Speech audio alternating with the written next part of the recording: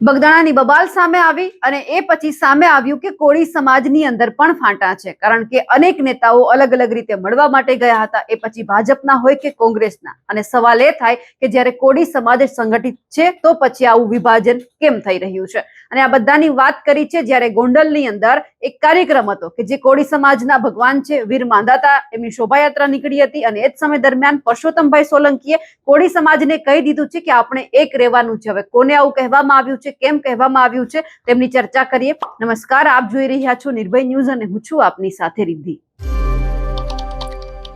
બગદાણાની બબાલ સામે આવી અને એ પછી એ પણ સામે આવ્યું કે કોળી સમાજની અંદર અનેક ફાંટા છે, અનેક સંગઠનો છે, સંગઠિત ક્યાંક વિભાજન એમાં થઈ રહ્યું છે। એટલા માટે જ્યારે સમાજને જરૂર પડે છે ન્યાયની, ત્યારે બધા સાથે નથી આવતા, અલગ અલગ ન્યાય માટે માંગણી કરે છે અને પછી છેલ્લે કોઈ પણ જાતનો ન્યાય મળતો નથી અને એ જ રીતે એવું લાગે છે કે કોળી સમાજ સાથે અન્યાય થઈ રહ્યો છે।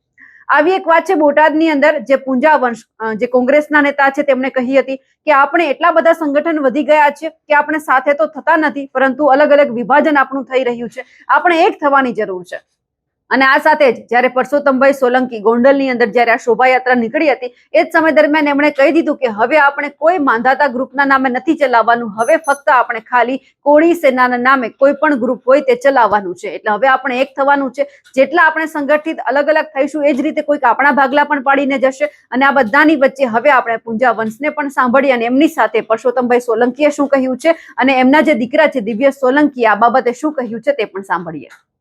કે સમાજ સંગઠિત રહે, સંગઠિત રહીને આગળ ચાલે, સંગઠિત બનીને પોતાના હક અને અધિકારો મેળવવા માટે સંગઠિત થઈને આગળ ચાલીએ।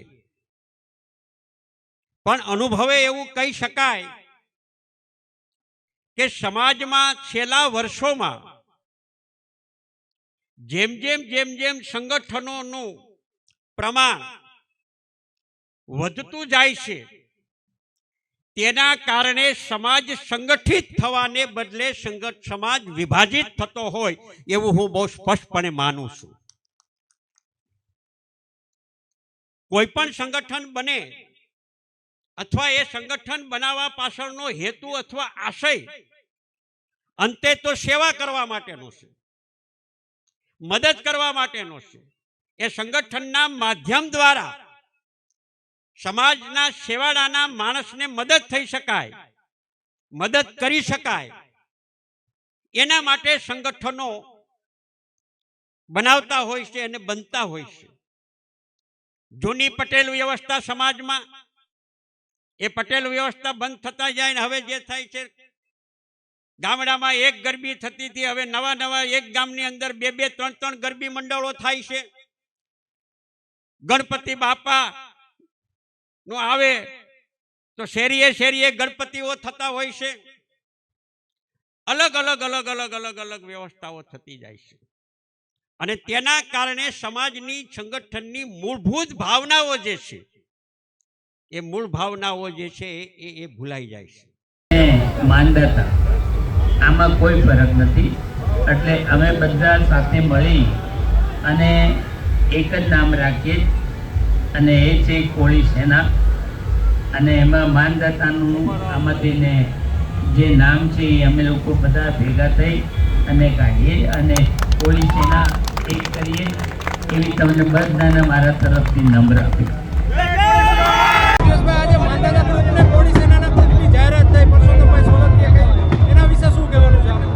જો હંમેશાથી વર્ષોથી પુરુષોત્તમભાઈના અધ્યક્ષ સ્થાને જ બધું ચાલ્યું છે।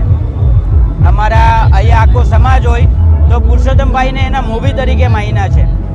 સમાજની એકતા માટેનો આ નિર્ણય લેવામાં આવ્યો છે કે સમાજને જે પહેલાં જ્ઞાતિ સાથે જે ભાગલા પડતા હતા એના બદલે હવે સંગઠનો હારે ભાગલા પડવા માંડ્યા, એટલે બધા સંગઠનોને એક કરી અને આજે માનદાતા અને કોળી સેનાને એક કરી અને કોળી સેનાના નામે ચલાવવામાં આવશે। આવનારા દિવસોમાં જે સંગઠન રહેશે એ કોળી સેનાના નામે ચલાવવામાં આવશે। જી, વાત તો કરી દેવામાં આવી છે સંગઠનની, પણ એ જોવાનું છે કે કોળી સમાજમાં કેટલા બધા ગ્રુપ છે, બધા એક સમય એક સાથે થશે? કારણ કે હજુ પણ ક્યાંક એવું લાગે છે કે અમારું ગ્રુપ આનાથી આગળ છે, અમે આ લોકોને ન્યાય અપાવીને રહીશું। ફાંટા ઘણા બધા છે, બધા સમાજમાં આવું ચાલ્યું આવે છે, પરંતુ હવે આ હુંકાર કેટલો જે કોળી સમાજ છે શિરોમાન્ય રાખે છે તે પણ જોવાનું છે। અમારા અહેવાલને લઈને આપનું શું માનવું છે કમેન્ટ કરીને ચોક્કસથી જણાવજો. સાથે જ અમારી નિર્ભય ન્યૂઝ ચેનલને લાઇક, શેર અને સબસ્ક્રાઇબ કરવાનું ભૂલશો નહીં. નમસ્કાર.